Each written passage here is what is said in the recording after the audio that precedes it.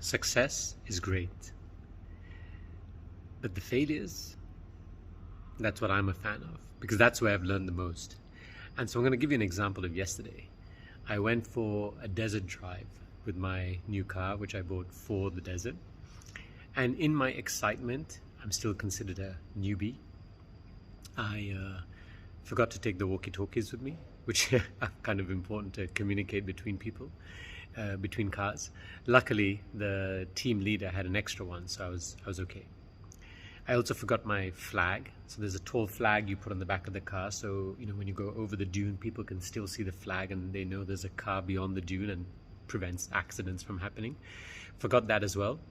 Luckily, the team leader had two and I was able to use that. And the third one was something I really should have asked, but I guess sometimes you just learn the hard way. Every experience I've done in vehicles in the past, I've never had to look at the engine temperature. And yesterday, as I was still learning and shifting between gears on the dunes, and it's hot, it's the summer, it's like 40 degrees. I was revving the engine a lot and that temperature gauge kept going up, but I didn't see it until it went red, and that's when it like flashes on the screen. I'm like, oh my God, I need to stop my car immediately.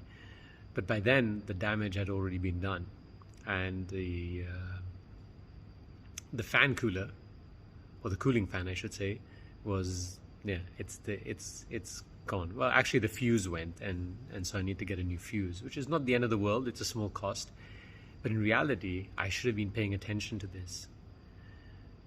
But again, you see, it's the failure that taught me.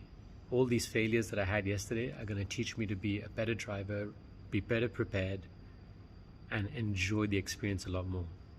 So what failures have taught you valuable lessons that you can be thankful for rather than, I guess, regretting them?